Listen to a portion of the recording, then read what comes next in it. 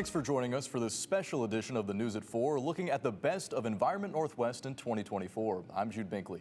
We start with what's already here and what's going to stick around for the rest of the winter season, La Nina. But what is it? Meteorologist Leah Pizzetti with our Environment Northwest team breaks it down. Each year, scientists look at ocean temperatures thousands of miles away from the Pacific Northwest that impact weather worldwide. These patterns can prompt an El Niño or La Niña season, trends which can last anywhere from about 9 months to multiple years. Because water holds so much heat than air, that has consequences all across the globe for temperatures and other weather effects. Along the equator, trade winds push water east and west. During an El Niño pattern, the trade winds weaken and warm water stays east, collecting off the coast of Peru. This impacts the jet stream, which is essentially a pathway for storms to move over the United States. The warm water pushes the jet stream south, driving storms into the southwest parts of the country, but keeping the northwest warmer and typically drier. La Niña is the opposite. Trade winds along the equator strengthen, pushing warm ocean water away from Peru to be replaced by cold water. This pushes the jet stream more north, keeping the southwest more dry and the northwest more cool and possibly more wet. While none of this is a guarantee, Washington State climatologist Guillaume Mauger says it's our best guess at a general trend, giving an idea of what could happen in the winter. What the La Nina is going to do is going to tilt the odds, right? So that means the odds are tilted towards cooler than normal conditions. Since 1954, there have been 25 La Nina patterns, and just 7 of those were considered strong. Within those 25 La Nina winters, 14 brought below normal temperatures, with the average temperature nearly 2 degrees cooler than normal. Precipitation had more variability, with a split of about half above and half below normal. Seattle's snow totals have historically been higher than average during La Nina winters. Normal is about 5 inches, but the 25 La Nina winters averaged 11.5 inches. This potentially good news as the Northwest comes out of a warmer and drier weather pattern. The other thing that we could look for, and that's kind of interesting, is that we're going from an El Nino to a La Nina. So there's a real contrast between last year and this coming year, right? It's going from warmer to cooler. Snowpack is shrinking across the Northwest. Dartmouth researchers say since the 80s, our region has lost 5 to 10% of snowpack each decade. They attribute the decrease to a changing climate. So why is the snowpack essential for water supply in southern Idaho? Meteorologist Sophia Bliss explains. Southwest Idaho gets about 12 inches of moisture each year, including both rain and snow. But we would be a complete desert without the snowpack. It's everything. Snowpack in Idaho, Oregon, and Washington is essential to a successful irrigation and farming season. The snowmelt feeds into our reservoirs, and reservoirs are kind of like a savings account. Ideally, the water will be there when we need it. The runoff in reservoirs flows through rivers and canals to homes and farmland. I've been farming and been an orchardist since I was 5 years old, where we had gladiolas and chickens when I was a kid. So I have been orcharding now for just over 37 years. Lance Phillips owns and operates Gem Orchards in Emmett. If I could make a living and give my fruit away, there is nothing better than having someone come out to the orchard, pick the fruit that I have worked so hard for 9 months, and see the joy on their face. They're so happy, the fruit of my labor, so to speak, and it is literally fruit. Phillips moved to Southwest Idaho about 25 years ago. During that time, he's seen a lot of variation in the water supply. I've seen in the last just couple years that we're getting more moisture in February and March than where we used to get a lot in January and February. An EPA study says over the past 50 years, more winter precipitation has been falling as rain instead of snow. They expect that trend to continue. Specifically for Idaho, the EPA says the snowpack season is about 40 days shorter. We've gone into the falls in October, where we've had very dry Octobers and Novembers where there was no water in the ground. In dry years, water managers have had to cut the irrigation season short. This most recently happened in fall of 2021, ending the season about a month early. We talked to the former Boise River watermaster, Rex Berry, that year. We've got a lot of money invested in these crops, and when they can't get the full amount of water that they really need, it puts stress on some of those crops and consequently the reduced yield. According to the University of Idaho, the Gem State is second in the nation for the amount of irrigation water used, only behind California. We will actually have sprinklers now that we can see above ground. Phillips has lived in several areas of Idaho with different watersheds. I really like where we're at now. So a good reliable watershed that we have at least 50 to 80% of our water on a regular basis really helps me able to raise and do what I do. Even with a more reliable water source, Phillips switched to a method he has more control over and doesn't waste as much water. He, like others nearby, uses sprinklers and a drip system to limit the amount of water he loses to the soil or to the air. We've changed a lot in going from a lot of flood irrigation to a majority of our farms and ranches, in our area at least, are converting to sprinkler and higher efficiency systems. Pipelines, we're seeing canals lined, and how we manage it has had to change. Change that may become even more necessary as the snowpack is expected to continue shrinking across the Northwest. But I think all of those evolutions have been great because it allows us to conserve and extend and use it with more precision. We may be able to put more of that back towards wildlife benefits and other benefits that help everybody. While some watersheds are reliable in southern Idaho, they are very dependent on the dams and reservoirs, which is an aging infrastructure. Some dams in the area are approaching 100 years old. The infrastructure on Lance Phillips' property in Emmett is about 90 years old. The current canal system and tunnels were built by the Bureau of Reclamation in 1937. And some of the ditches that bring water to farmland are still dirt, which is a less efficient option. The dirt absorbs water as it's transported. By the way, there is infrastructure on the Gem Orchard property that's from before 1937. So growers in the area have been reliant on irrigation waters for their crops for about 100 years.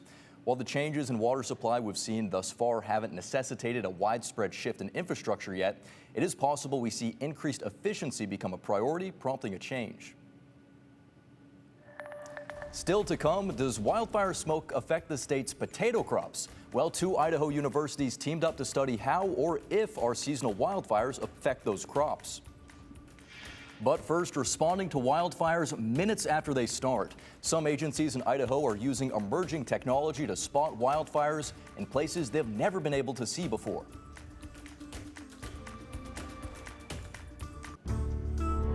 Artificial intelligence is used for more than just generating images online. Firefighters are using it this wildfire season to detect when a fire sparks. I spoke with the Idaho Department of Lands about how it's using new technology to be able to respond within minutes. Instead of a traditional lookout tower, AI wildfire detection cameras can be put up where lookout towers can't be built and are always on. The AI technology scans for smoke and can immediately alert firefighters when smoke is detected. An important new piece of technology is helping combat an already difficult wildfire season. The really basic idea is actually not that far from the old lookout towers of years ago. The Idaho Department of Lands is using cameras and artificial intelligence to catch wildfires right as they start. So we've got pan tilt zoom cameras that are mostly installed on existing infrastructure, radio communication sites, that sort of thing.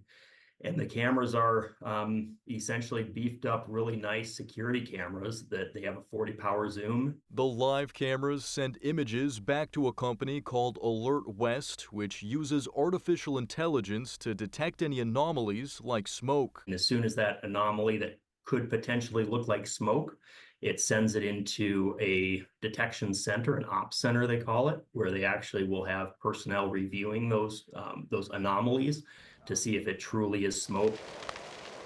Which can help cut down response times.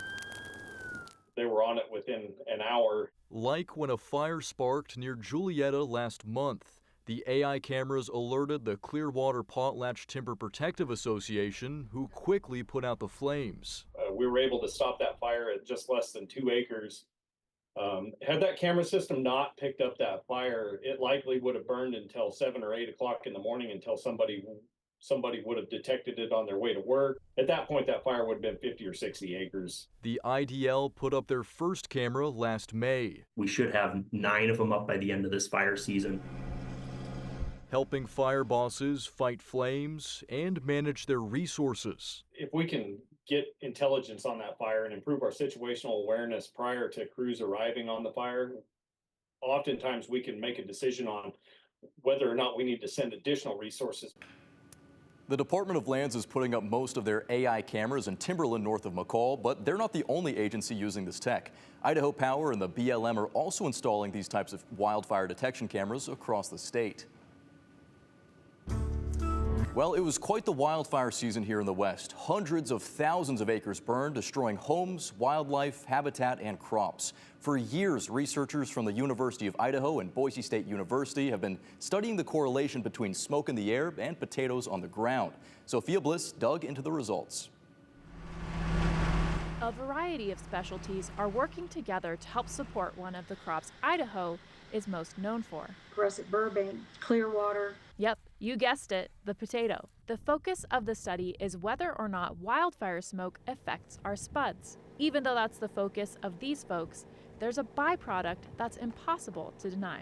It was a great collaborative experience. Multiple people involved in this joint study couldn't help but recognize the work of others. Dr. Michael Thornton, Dr. Joe Ginthner, Dr. Owen McDougall, Shin Poo, Laura Bond, AJ Atkins, and Mark Skinner spent a lot of time and effort. The study has been in the works for about 2 years, but the idea was born long before that. It was 2012. I was out walking fields with a grower in the state of Washington, and it had been a very smoky year.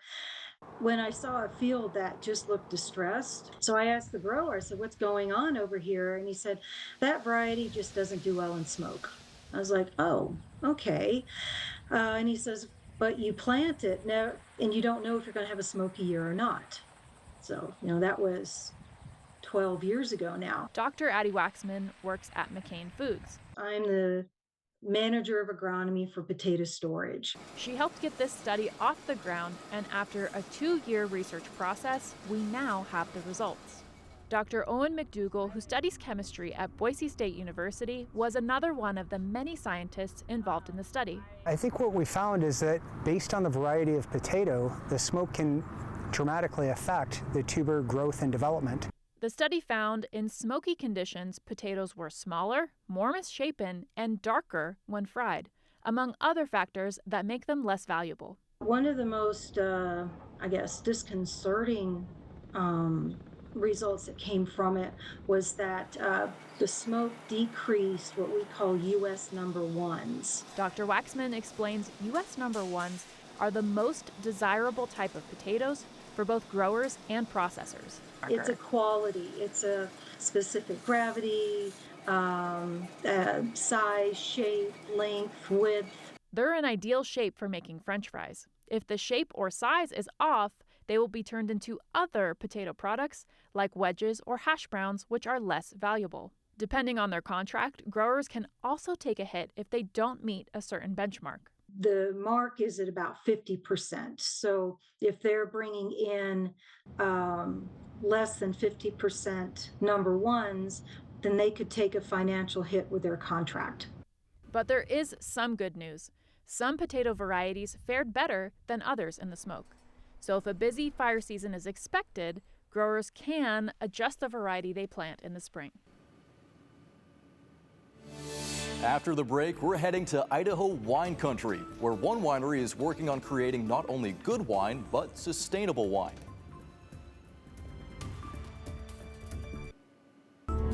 Idaho has one of the fastest growing wine regions in the country, but at one winery in the southern part of the state, they're taking a little bit more time and effort to create some exceptional wines with a focus on sustainability. Our own Sophia Bliss shows us how at Carey Hill Winery, this passion for wine is being infused in the care of the vineyard every day. I think Catherine Cole is a wine writer, and she has a quote that says, "Wine is the gateway drug to environmentalism." If you're having a winery, you've got to have stories. People want to know your stories. I thought, okay, I'm going to do this all natural, I just want to have the best vineyard I can. Mindy Mayer owns Carey Hill Winery in Wilder, where they're going the extra mile in the name of sustainability. And their efforts are being recognized with a very special certification. Live is a nonprofit organization. We support environmentally and socially responsible wine growing practices in the Pacific Northwest specifically, so Oregon, Washington, and Idaho. And we do this through certification as well as educational programming. Carrie Hill has held the Live certification for several years, and they are looking to renew it in 2024. Live Communication Coordinator Isabel Toby adds the certification was originally created in 1997 when vineyards were looking for a way to certify the work they were doing. Their methods are backed by science.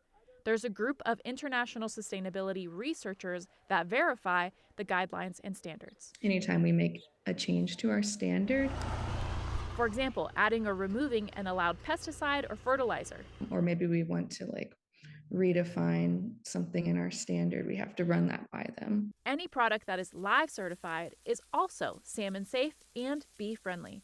Brian Meggie is the farm program manager with Salmon Safe. We define salmon safe as how can we best steward our lands to protect watershed health and protect salmon, including techniques like managing water efficiently, erosion prevention, and pesticide reduction. So we have Salmon Safe has, in our standards, we have about 90 chemistries that we've identified, which are deleterious for watershed health and salmon. So as a grower, you opt into not using those. Which, by the way, can be a lot more expensive. Specifically at Carrie Hill, they use a variety of techniques to encourage the natural species to work together, including boxes for owls to live in. The owls eat voles, and those can, destroy the plants.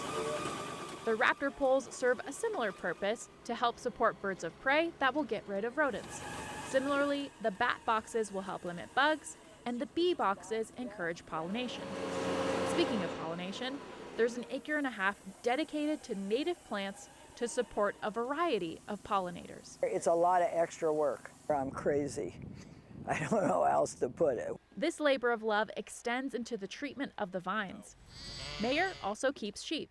When those sheep get sheared, they keep some of the wool and put it around the roots. There's 3 things this is good for. This is good for to retain the moisture. Number 1, number 2, antimicrobial, and number 3, it will reflect up to the grapes to ripen them earlier. This wool has been in place here for about 1.5 years. It stayed pretty damn good for the kind of winds. And in some spots, new wool will be applied this year. What is people's normal reaction when you tell them about all these things that you're doing? What do they normally say right off the bat? Oh, they love it. I mean, sustainability is really amazing. It really is a cool intersection to be at, sustainability in the wine industry. Consumers are already interested and intrigued by the growing of the grapes and the land practices already. And so it's a great opportunity to kind of start talking about environmentalism and climate action. Carrie Hill is one of 3 Live members that have held the certification in Idaho, but looking at the Pacific Northwest as a whole, those numbers are much higher with 329 vineyards. Well, just ahead, with snowpack continuing to shrink across the Pacific Northwest, how are salmon being affected? And is Boise's wastewater treatment facility impacting fish in the Boise River? What the city is doing to answer that question.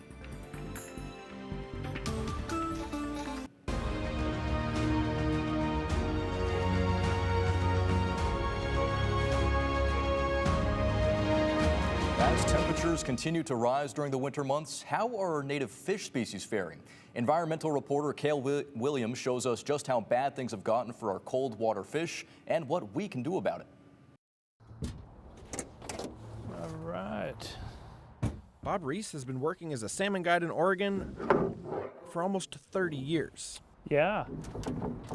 We operate a $1.5 billion a year sport fishing industry here in Oregon, and people come to the state because of its natural resources, and salmon and steelhead is a big part of that.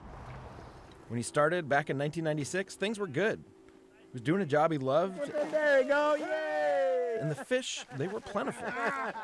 But that's changed over the last couple decades. We're left what we historically had, around 200 days of meaningful opportunity we're really down to maybe about 50. And there's one key indicator Reese keeps close tabs on to know how the season's going to be. We watch with a lot of anxiety how much snow is piling up in the Cascade Range. This is Deer Creek. It's a trailhead. Chris Jordan, a fish biologist with NOAA, has been studying the relationship between snow and salmon for decades. We are at about 4,000 feet of elevation. He said when it comes to snowpack, looks can be deceiving. Above 6,000 feet, it's a normal snow year. Snowpack in the pass level of the Cascades, about 4,000 to 6,000 feet, has been declining over the last decade. Now, we're in an El Nino year, so lower snowpack isn't exactly surprising. But climate change has been pushing temps up for years now. And you don't have to look farther than our glaciers to see the impacts. Well, glaciers actually are the tangible indicator of what's happening to our snowpack. If we had lots of snowpack in the winter, we'd have bigger glaciers. That's Andrew Fountain, professor of geography at Portland State University. Yep. Glaciers form when more snow falls on an area than melts in the summer. Each new layer of snow compresses the layer beneath it, eventually turning into ice. But the last century has not been kind to our glaciers. Between 1907 and 2014, the glaciers on Mount Hood have shrunk by roughly 43%. And that's happening all over the Northwest. And the glaciers on the Olympic Peninsula should disappear by 2070. That's reflective of disappearing snowpack as well as increased melt in the summer. That spells trouble for the region's fish. Snowpack and glaciers in the Northwest act as frozen reservoirs that release water as they melt over the warm summer months, feeding the rivers and streams fish rely on. The timing and amount of flow in the river systems that are fed by snowmelt is critical for spring chinook and for steelhead. And even if we stopped burning fossil fuels today, temperatures won't start to decline for decades. So does that mean our beloved fish species are doomed? Jordan explained that water is stored in two ways. And it's stored either as snow or it's stored in the spongy, floodplains in the soil as shallow groundwater. Now, we can't change how much snow falls, but we can restore some of that sponge. So this is Waichus Creek. And to show us how that works, Jordan took us to a spot overlooking Waichus Creek, just outside of Sisters. Before it was restored, the creek had one main channel with high banks and fast-flowing water. To restore it to its natural state, crews essentially flattened the land. Where the land was high, lower that. Where the land was low, fill it back in. Now, the creek meanders over a wide area. What that does is that allows the water that would be in the channel and leave the system really quickly, time to spread out and to soak in. It's to re-wet that sponge. And this is where water is stored throughout the year. Without a reliable snowpack, restoring rivers and creeks is probably our best hope for retaining the flows we need to keep salmon around. Safe to say we need to do a lot more of it. And for river guides like Bob Reese, the stakes couldn't be higher. We're having to find other work. There's not a full-time fishing guide left here. But, this is a heritage for a lot of people. There's third-generation fishing guides that are working areas of Oregon because this is something that we grew into and we've historically had a love of. For Environment Northwest, I'm Cale Williams. From salmon and steelhead in Oregon rivers to fish in the Boise River, the city of Boise is working to understand if those fish are being impacted from water being treated at the wastewater treatment facility. When water leaves that facility and re-enters the river, it's warmer than the river water. So the city is conducting a study to see if fish are affected by these warmer waters. Sophia Bliss was there when crews were setting the study into motion. Oh, a new rainbow. He's happy. City of Boise crews are working to protect an important fishery. And they're looking good. People come from all over to fish this river. Fish can be affected by lots of different conditions in our local rivers. Water quality, flow rates, and even water temperatures can all play a part in fish health. No tag. For the first time, crews will be able to definitively say if warmer water near the Boise wastewater treatment plant is affecting fish in the Boise River. We have 2 wastewater renewal facilities where we treat effluent like fish. Doreen McCoy is the sampling and monitoring supervisor in the Water Quality Division of the Boise Public Works Department. The water renewal process heats up the water. In general, the discharge is 10 to 20 degrees warmer than the river water upstream, But when the discharge and the river water combine and flow downstream, it amounts to 1 to 3 degrees of warming in the river. So with this study, we want to make sure that that water, that clean water, a little bit warmer than the river, is not acting as a fish barrier. The key to this study is being able to track the movements of the fish in a stretch of the river just west of Boise. So crews caught and tagged fish to be able to see where they swim. The fish were caught using an electrofishing technique. So it creates a field of electricity that the fish are drawn to, and then they're stunned, and we net them. McCoy says this method is safer for the fish than if crews caught them using nets, since the fish are handled less. Before we even start handling the fish have a spa day. So we have peppermint oil that we put in the water that makes them very, very mellow. McCoy says the more mellow the fish are, the less they fight, and the easier the process is on their bodies. Then the fish are prepped to have a tag inserted. We tag them in their belly cavity with the 2mm tag. Once the tag is inserted, crews check to make sure it's working. 270. We weigh, measure, identify the fish. 216. We have them recover, and then we put them back in the water. As the fish swim away, you may not see them in the river, but crews will be able to tell where they go. Each tag has a unique ID number that will be detected by radio equipment that's near the discharge site of the wastewater treatment facility, where it just registers that number, and then that's transmitted to a box and records that data. So every time a fish approaches this equipment, crews will be able to confirm that fish downstream of the wastewater treatment plant can swim past the warmer waters and continue upstream. And we've shown that we're effectively not blocking fish passage. A proactive approach by the city of Boise to make sure that our everyday lives aren't impacting the aquatic life around us. McCoy also says this is the first time scientists have been able to track fish in the Boise River, and she adds the data is very valuable and has multiple uses. For example, this could be the first time there's concrete data about spawning timing of rainbow and brown trout, which is really great information for both the Department of Fish and Game and for anglers. After the break, it's been more than 4 years since southern Idaho was rattled by its biggest earthquake in decades. Now, new research claims it happened along a newly identified fault line. What that means and why it matters. Plus, how one Idaho company is using cloud seeding to not only increase snow totals, but to create power through the summer months.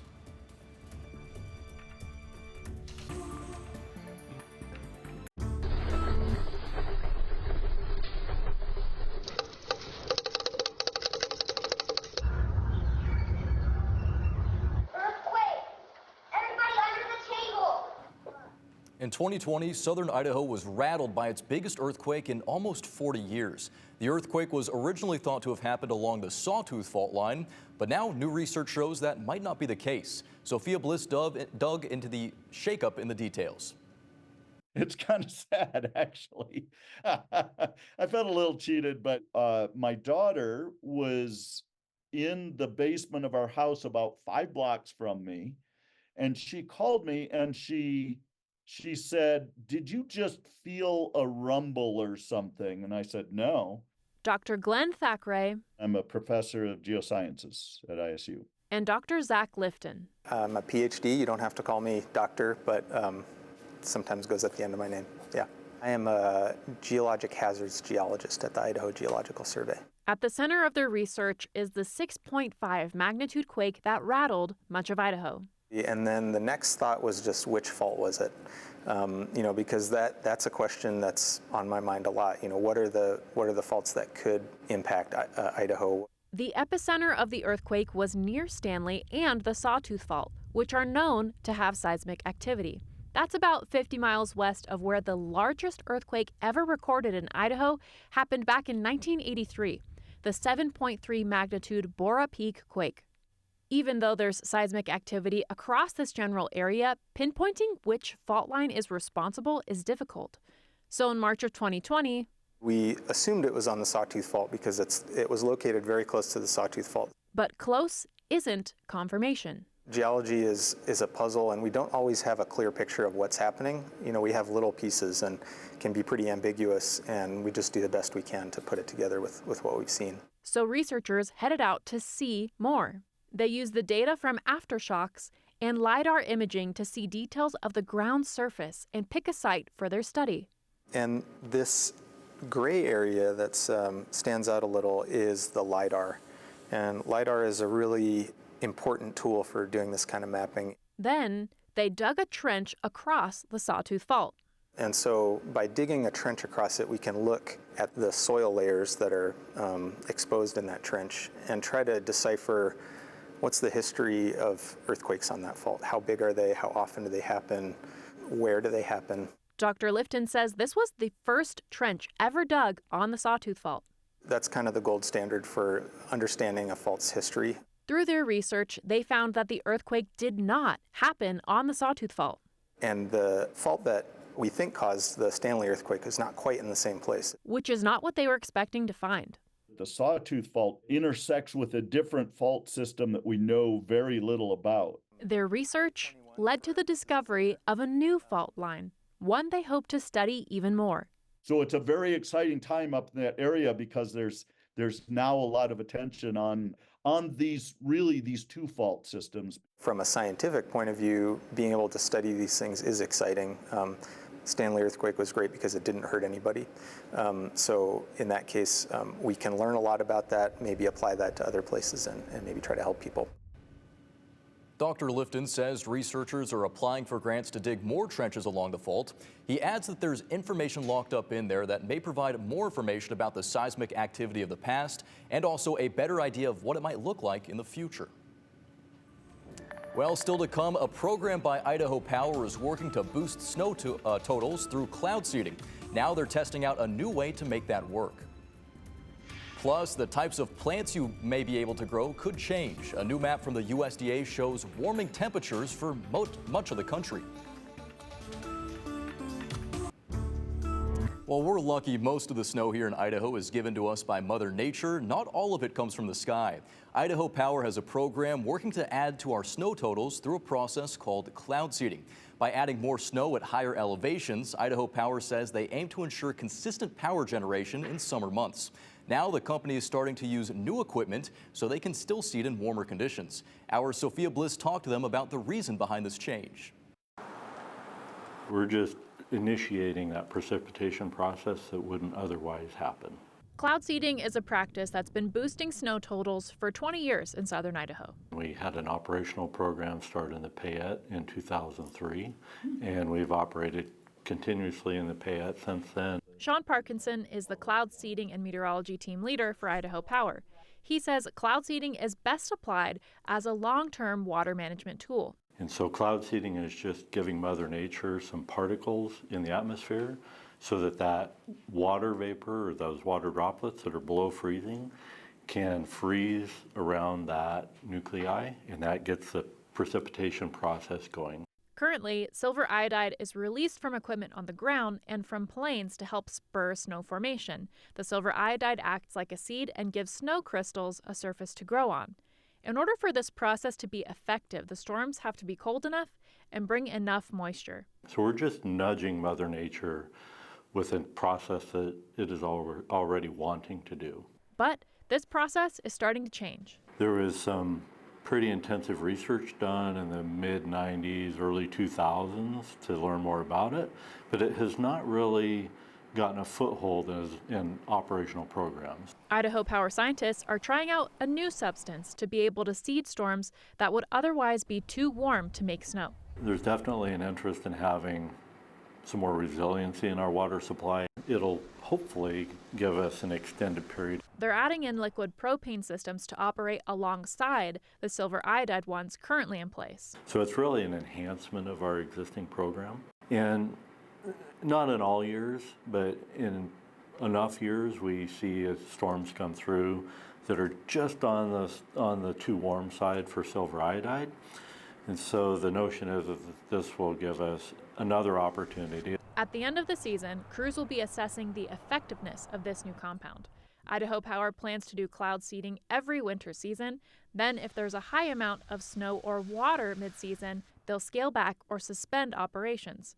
But Parkinson considers scaling back a rare scenario. In the past 10 years, he estimates that's only happened about 2 times.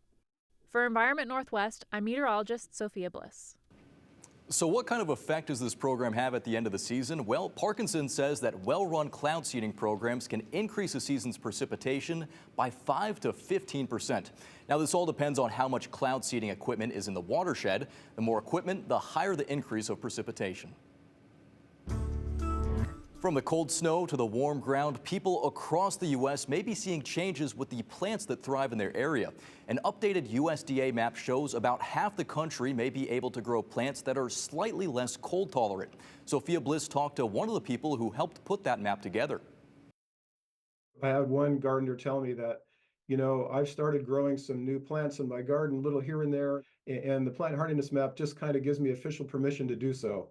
The USDA released the plant hardiness map late last year. It breaks down the U.S. into different categories based on the coldest winter temperature each year, averaged over 30 years. The idea was to create a map that was reflective of the extreme winter cold temperatures that might limit the ability of gardeners and farmers to grow perennial crops or in perennial plants that needed to overwinter. Dr. Chris Daly is a geospatial climatologist at Oregon State University. He's the director of the PRISM Climate Group, which worked to create this map. So it doesn't tell you when to plant in the spring, how long your growing season is, or how hot your summers are. It's all about extreme winter cold. In Idaho, that would be when you get these Arctic outbreaks, like the one we had in January. These are the extreme events that the plants need to be able to tolerate. Climate Central is an independent group of scientists and communicators who research and report facts about our changing climate and how it affects people's lives. This organization analyzed the temperature trend from 1993 to 2022. They found 3 cities whose coldest winter temperatures warmed the most significantly.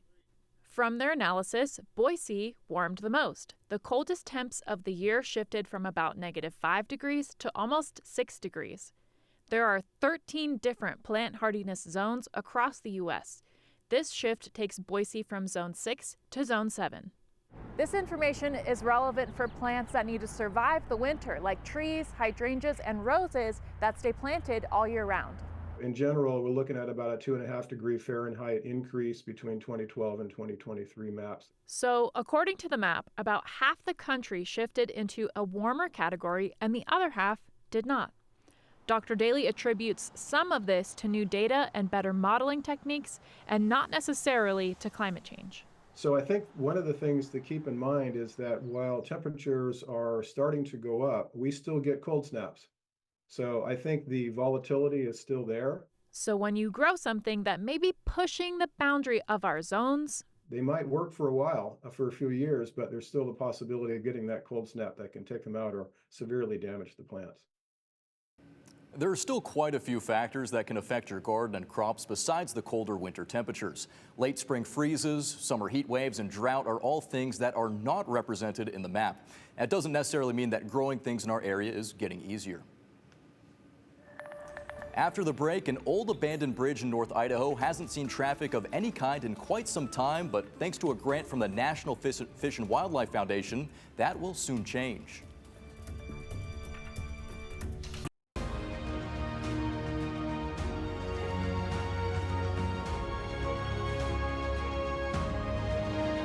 For decades, an overpass on I-90 in North Idaho has been a literal bridge to nowhere.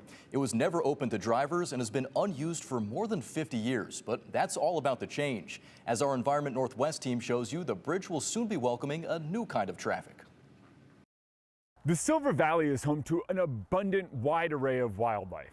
It also has one of the busiest freeways in the entire region running right through it. And those two things don't always get along.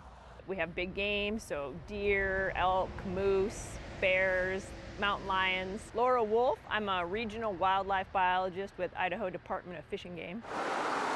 Typically, animals will cross along the road and often will get hit by vehicles. Wildlife crossings simply get animals from one side of the road to the other without crossing through traffic. In the 2-mile stretch on either side of this overpass, there were about 75 animals hit in the last 10 years. The stretch of road from the east side of Coeur d'Alene to the Montana border has the second highest density of roadkill anywhere along Interstate 90 stretching from Seattle to Boston. And luckily, in the last 20 years, I've spent a lot of time doing animal and aquatic conveyance. I'm Kirsten Voorhees. I am a civil engineer by degree. For my career, I do animal corridors mostly. I do bridge systems. Osborne, Idaho is Kirsten's backyard. But this old abandoned bridge, one day becoming a wildlife crossing, wasn't her idea. A local guy, one of the nicest guys you'd ever meet, who really had a dream and a vision, and he bugged people for a good decade. Carl Wilson was an avid outdoorsman and a member of the Rocky Mountain Elk Foundation who worked hard to make this happen. To him, it seemed simple. Put this bridge that's sat unused for more than 5 decades to good use. So the main thing is to put up funnel fencing. So that's typically 8-foot fence that as they come towards the roadway, the fence just funnels them towards the either overpass or underpass, depending on what the structure is. That makes this crossing much cheaper than others in the region. For reference, the crossing over I-90 on Snoqualmie Pass cost about $6.2 million. And so it's whatever it costs to purchase and implement fencing. That's basically the cost of this structure. And that right now is probably somewhere around $400,000 to $500,000. Money that comes from a grant through the National Fish and Wildlife Foundation, the smallest one awarded because no major infrastructure changes are needed. Even the pavement on the bridge stays. It just takes 1 or 2 brave cow elk and the rest will go. A relatively easy solution to a dangerous problem, all thanks to one man's persistence. He said, I need you to promise me that you're going to finish this thing if I don't make it. Carl passed about a year ago, but his dream lives on. A dream that may lead to future crossings for the Silver Valley, helping to make the interstate a little safer for everyone. So we carry it through, and we'll continue to carry it through no matter what it takes. For Environment Northwest, I'm meteorologist Jeremy Legoo.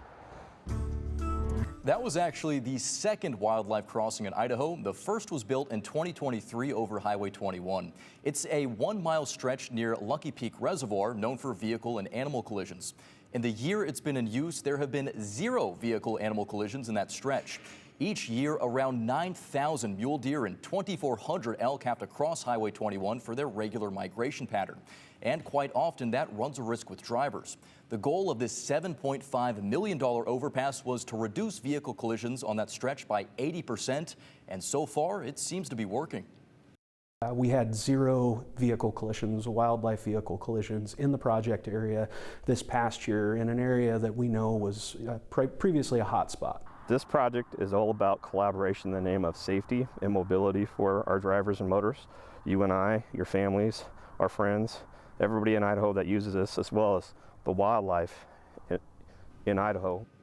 The overpass is a partnership between ITD and Idaho Fish and Game. Both say it's been worth the cost, not just for wildlife, but also for the safety of drivers. However, even though it is helping, they say drivers need to do their part to slow down, drive with caution, and look out for Idaho's wildlife during the commute. Well, thanks so much for joining us here for this special edition of the News at 4. We look forward to telling more stories from around the Northwest.